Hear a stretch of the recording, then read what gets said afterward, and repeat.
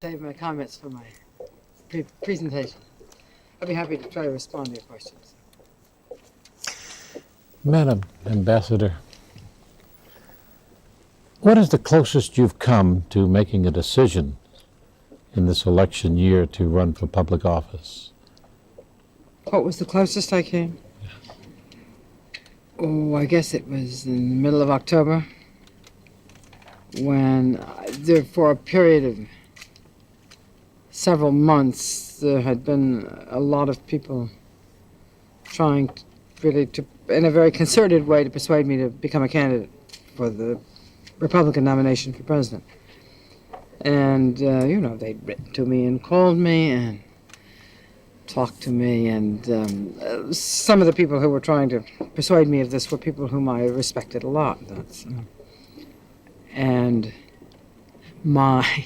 finally, my sons came home from their various places of residence. They're scattered over the United States. There are 3 of them. And they all wanted me to run too, and we had sort of a decision weekend. I gave myself a deadline, and my deadline was the first Republican debate, which was in, I think, Houston, with Bill Buckley was hosting on October 28th, and it was the weekend before that, because I gave myself the deadline of making a decision in time to participate in the debate if I were going to do it. And I really came very close to deciding in favor of doing it. And I tried very hard not only to think about the decision, but also to feel my way into the decision, to get a sense of what it would feel like. And it was that persuaded me not to do it. I decided what it would feel like, and I decided I didn't like it. And so I said, I issued a statement that said, no, I was firmly decided I would not do it. How about the number 2 spot if you're approached by the Republican standard bearer? I just don't ever deal in hypothetical questions, frankly. That's one that's not, I don't have anything much to do with that. Have there been any overtures from any of the candidates for the number 2 spot? Oh, sure. And I would say overtures. From more than one candidate? Oh, I don't really think I want to comment any further on that. All right. What were the kinds of things that made you decide against it?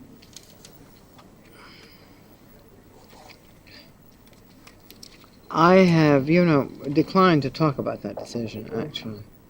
But I'll tell you some of the personal things. I said at the time that my reasons were both personal and political. And personal reasons, related to what I like to do.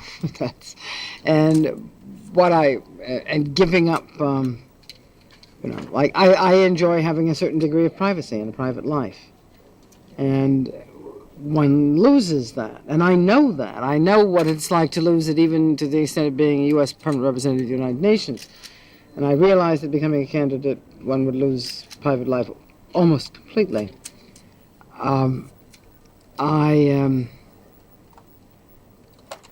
like teaching, and I like writing the column which I write, which is a syndicated column. And I would have had to give both of those up, too, and almost immediately, because neither is compatible with becoming a candidate for the nomination. Nothing is really compatible with being a serious candidate for the nomination. And if I'd been going to do it, I would have done it seriously.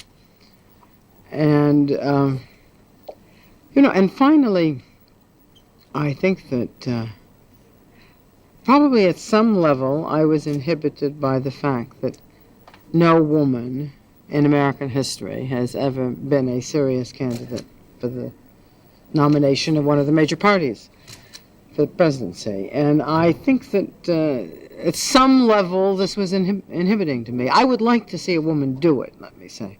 I think it's time for a woman to do it. I think it's past time that this particular barrier and sort of obstacle to women's aspirations be eliminated. After all, women are more than half of everybody, especially more than half of Americans, which is what we're talking about. And I don't like the idea that no woman has ever even attempted it, because it then functions like a taboo. I think in a certain sense it functioned like a taboo for me. Is this a temporary delay, or is this, no, I'm never going to do it? I only deal with questions I only make decisions as I have to. Which is only to say that I never make broader decisions than I need to. And I made a decision not to become a candidate for the Republican nomination this year, 1988. Right. You've had predictions on who will emerge as the GOP and Democratic candidate? No, I don't think so. I don't think we know. You know, I really think that it's still very much of an open contest. And I can make you an argument that George Bush will win the nomination, and I can make you an argument that he won't. As a political scientist, I can make a plausible case either way, which is just another way of saying that I think you can make a fairly strong case that Bob Dole is, in fact, picking up more momentum. It's just another way of saying that I think the race is open still. You've had one of the most successful political careers of any woman in Washington. What does it take to be a successful woman politician? Do you see an increase? Well, actually, I don't think I've ever been a woman politician. I was teaching political science at Georgetown University and participating some in sort of volunteer politics at the time that Ronald Reagan appointed me to the United Nations.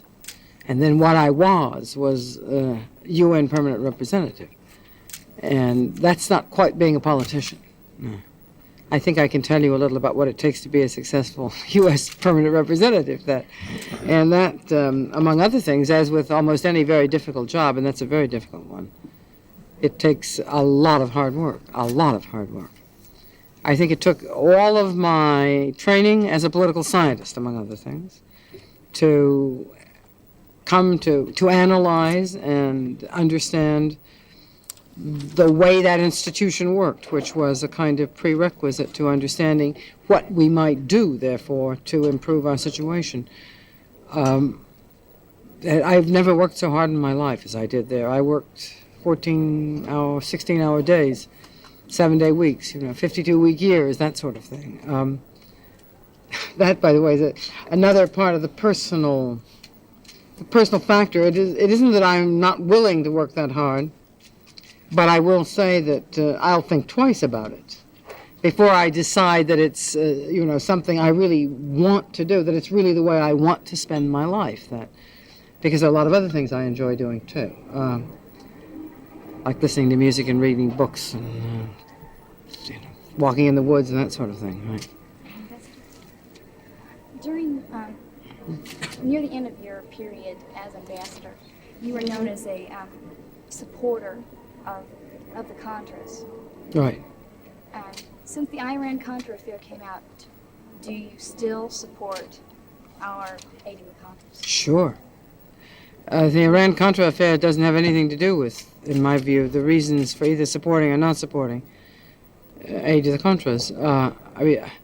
I supported aid to the Contras for reasons that pertained to the situation in Nicaragua and U.S. interests in Nicaragua and the very negative role, I think, of the Nicaraguan government in Central America and our concern with the stability of Central America, its security implications for us. I think the Iran-Contra affair was strange and very unfortunate, very mistaken and very unfortunate. But it doesn't, I don't think it has anything whatsoever to do with whether or not it is desirable for the U.S. to support the Contras. It speaks to how powerful the commitment of some of the people in the White House were to supporting the Contras. The fact that they were powerfully committed does not prove that we should therefore not do it. Ambassador Kirkpatrick, if you could share an observation as you see it today of how the United States is viewed in the international arena, and how can the next president, whether he be a Democrat or Republican, enhance the image of the United States in the international arena? Well, first of all, I don't think a president, and no president can do it by himself. Um, I don't know how we are viewed. The world is very different, and it's filled with very different peoples. The 159 members of the United Nations, 2/3 of them are not democracies. 3/4 of them are not really very developed nations. Some of them admire us, and some of them despise us. If we look not at the whole world, but at selected parts of it, for example, our allies and best friends in Europe, for example, they worry a lot about whether we're becoming ungovernable, whether our government is so divided between the President and the Congress, for example. They've been worrying about this, that we are, unable to manage our affairs. They worry a lot about divided government. They've been worrying about it since Watergate. I spend a lot of time in Europe, and this is taken very seriously in Europe. But I don't think no president alone can repair those doubts. That has to be a task undertaken by the whole of the U.S. government, especially the president and the Congress as well. We have to, if we want to leave an impression of coherent government, rather than a warring factions between the president and the Congress, then our government has to behave in a more coherent fashion. If you were to run, what kind of platform would interest you? I don't know. I mean, I was a Democrat all my life until a couple of years ago.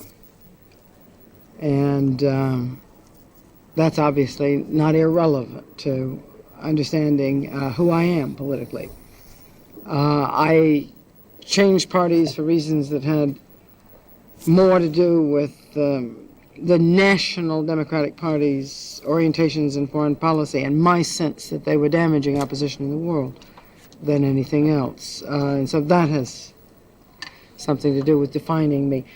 I wouldn't, I'm sure that any platform I would want to run on would reflect both of those orientations, really. Yeah.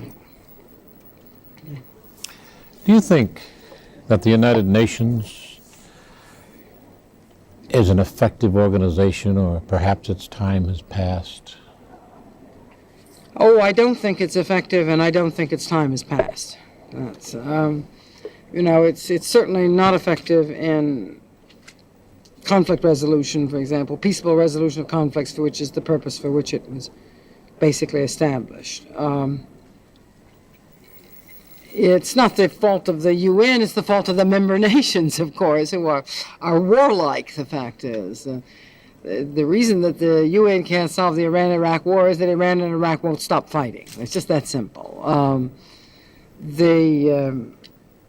I don't think that the UN is about to disappear because too many nations in the world, most of them, believe that there are some other useful functions that the UN serves, including simply being an arena in which nations of the world representatives can meet and talk and listen to each other's problems, especially an arena in which third world nations, small, poor nations, can get a decent hearing. Did you support the United States resolutions in respect to Israel and the Palestinian problem? It depends on which ones. We abstained on one, voted yes on one, abstained on the third, and vetoed the fourth. I thought we were wrong to vote yes on the resolution we voted to condemn Israel for deportation of the 4 Palestinian leaders. I thought that was a mistake. I wrote as much in my column. And I thought it was a mistake for a variety of reasons. The fact is that Israel does not receive fair play in the UN. And there is a pattern and a practice, which is now a habit, of focusing in a kind of very single-minded and hostile fashion on Israel. This is spearheaded by the radical Arab nations, the PLO especially. What did you see in their efforts in Yasser Arafat's efforts or comments that he would be willing to recognize Israel? Well, he didn't say that, actually. If you listen I listened to several Arafat interviews, and I have read a number that he's recently given in France as well. And he hasn't said it. He's come around, he's danced around the edges of saying so. You know, Yasser Arafat won't even pronounce the name of Israel. Listen, he calls it the state to which you refer. He calls it the Zionist entity. He won't even pronounce the name. He says he's willing to sit down with sort of that it's sitting down with the Zionist entity implies, of course, that it exists. You couldn't sit down with something that didn't exist. But he never suggests it's a state. He talks about support accepting resolutions 242 and 338 and all other UN resolutions. Most of those UN resolutions call for the destruction of Israel. You know, they say things like Zionism is racism. And so if you really listen very closely to Arafat and you understand the semantics of this conflict, you understand that Arafat hasn't said anything new at all and has not recognized Israel. Yes. You were criticized at one point for saying that there would always be a moral difference between the USSR and the United States. Do you think I never said that. You never said that? I never said that. I've been criticized for a lot of things. I never said that. As a matter of fact, let me just say this. I mean, here you are with press. The thing I found the most frustrating in dealing with sort of the public relations, the press, was that most of the things I was criticized for saying, for example, I never said. And a very large portion of the things I was criticized for doing, I never did. And this is very frustrating. A lot of things I was criticized for believing, I never believed. If there's anything, I don't believe that there will always be a moral difference between the Soviet Union and the United States. I think that there are deep moral differences between democracy and dictatorship. And I think democracy is, provides for moral development of people. But the fact is that I don't really believe that the Soviet Union will always remain what it is today. And I'm not even sure that we will always be able to maintain our freedom as we have today. I think that everything changes in history, in fact. That's why I know I never said, I couldn't conceivably have said it, because one of my fundamental views about evolution of nations is that everything evolves, you know. Do you think that Gorbachev's visit has encouraged a change at this point? His public relations type of visit? No. No, I don't think it's changed any moral qualities. I think Gorbachev is an impressive man. He's very vigorous and he's articulate and he has a lot of vitality and he's charmed a good many people. I think he's serious, very serious about desiring the modernization and reform of the Soviet economy. And beyond that, I think we just have to wait and see what he actually does and whether he lasts and what his desires for internal reform are going to mean to us and for his foreign policy. Right, we're out of time. Sorry about that. Nice to talk to you. Thank you, Ambassador. Nice to talk to you. Bye-bye.